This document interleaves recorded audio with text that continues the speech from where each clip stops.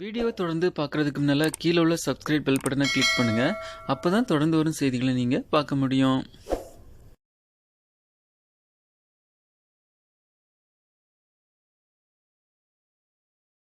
சென்னை லோக்சபா தேர்தல் காரணமாக நிறுத்தி வைக்கப்பட்டுள்ள புதிய ரேஷன் ஸ்மார்ட் கார்டுகள் வழங்கும் பணி ஜூன் மாதம் முதல் தொடங்க உள்ளது. இதன் காரணமாக 2,24,000 பேருக்கு புதிய ரேஷன் கார்டுகள் கிடைக்கப் போகிறது என்று தமிழக அரசு வட்டாரங்கள் தெரிவிக்கின்றன. தமிழகத்தில் மொத்தம் 2,24,19,359 கார்டுகள் இருக்கின்றன. மானிய விலையிலும் விலையில்லாமலும் அரிசி, சர்க்கரை, பருப்புகள், பாமாயில் உள்ளிட்ட பல்வேறு அத்தியாவசிய பொருட்கள் வழங்கப்படுகின்றன. ரேஷன் கார்டு என்பது வெறும் பொருட்கள் வாங்க பயன்படும் அட்டையாக மட்டுமின்றி தமிழக அரசின் பல்வேறு சலுகைகள் பெறுவதற்கான அடையாள அட்டையாகவும் உள்ளது. தமிழகத்தில் 2006ஆம் ஆண்டு கலைஞர் டிவி வழங்கப்பட்ட போது ரேஷன் கார்டு வைத்துள்ள அனைவருக்கும் வழங்கப்பட்டது. அடுத்ததாக ஜெயலலிதா காலத்தில் விலையில்லா கிரைண்டர் மிக்சியும் ரேஷன் கார்டு வைத்த பொருட்கள் தான் வழங்கப்பட்டது. இதேபோல் திருமண உதவித்தொகை திட்டம் மற்றும் கர்ப்பிணி உதவித்தொகை திட்டத்தில் பெறவும் ரேஷன் கார்டு அத்தியாவசியமானது.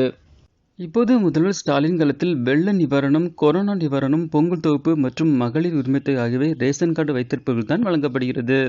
வருவாய்த்துறை வழங்கும் சான்றிதழுக்கு ரேஷன் கார்டு மிக முக்கிய ஆவணமாக உள்ளதால் முகவரி சான்றாகவோ ரேஷன் கார்டு தான் பார்க்கப்படுகிறது.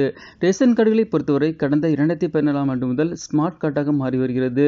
செல்போன் நம்பருடன் ரேஷன் கார்டு இணைக்கப்படுகிறது. மகளிர் உரிமைத்தொகை வழங்குவதற்கு முன்பு அனைத்து ரேஷன் கார்டுகளும் ஆதாருடன் இணைக்கப்பட்டது.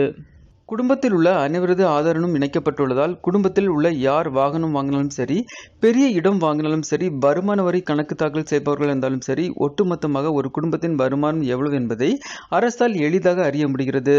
அதை அடிப்படையாக வைத்துதான் மகளிர் உரிமைத்தொகை 1 கோடிக்கும் அதிகமான குடும்பங்களுக்கு வழங்கப்படுகிறது. இதனிடையே ரேஷன் கார்டு வைத்திருப்பவர்களுக்கு மட்டுமே மகளிர் உரிமைத்தொகை வழங்கப்படுவதால் புதிய கார்டுகளுக்கு விண்ணப்பவர்களின் எண்ணிக்கை கடந்த ஆண்டு அதிகமானது. அதாவது ஒரு குடும்பத்தில் இருக்கும் மாமியார், மருமகள் இருவரும் மகளிர் உரிமைத்தொகை பெற வேண்டும் என்பதற்காக ஒரே வீட்டில் இருந்தாலும் புதிய கார்டுக்கு விண்ணப்பிக்க தொடங்கிவிட்டார்கள். 2022ஆம் ஆண்டில் 2,20,00,000 இருந்த ரேஷன் கார்டுகளின் எண்ணிக்கை கடந்த ஓராண்டாக நிறுத்தி வைக்கப்பட்ட காரணத்தால் 2,24,19,359 கார்டுகள் என்ற நிலையில் உள்ளது. இதற்கிடையே மகளிர் உரிமைத்தொகை திட்டம் காரணமாக குடும்பத்தில் இருப்பவர்கள் தங்களை பிரித்துக் கொண்டு புதிய ஸ்மார்ட் கார்டுக்கு பலரும் விண்ணப்பிக்க தொடங்கினார். அதனால் புதிய கார்டு வழங்குவதற்கு தற்காலிகமாக நிறுத்தப்பட்ட நிலையில் தற்போது மீண்டும் ஸ்மார்ட் கார்டுகள் வழங்கும் பணி நடந்து வருகிறது. கடந்த ஓராண்டில் சுமார் 2,40,000 குடும்பங்கள் ஸ்மார்ட் கார்டு கேட்டு விண்ணப்பம் செய்திருக்கிறார்கள். இவர்களுக்கு பல மாதங்களாக கார்டுகள் வழங்கப்படாத நிலையில் தேர்தலுக்கு 1 மாதம் முன்புதான் ஸ்மார்ட் கார்டு ஒப்புதலாகிவிட்டபடி தமிழக அரசு உத்தரவிட்டிருக்கிறது. இதனால் தேர்தல் நடைமுறைகள் வருகிற ஜூன் மாதம் 5ஆம் தேதி விலக்கிக் கொள்ளப்பட்ட பின்பு அனைத்து மாவட்டங்களிலும் புதிய ஸ்மார்ட் கார்டுகள் வழங்கப்பட உள்ளது.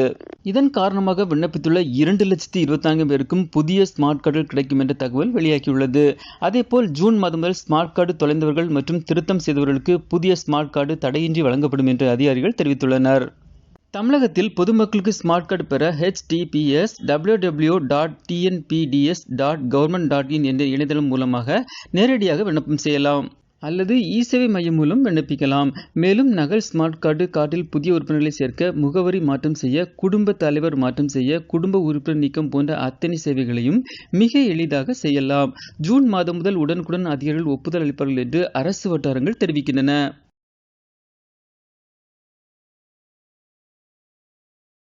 இந்த வீடியோ உங்களுக்கு பிடிச்சிருந்துச்சுன்னா லைக் பண்ணுங்க, சேனலை சப்ஸ்கிரைப் பண்ணுங்க.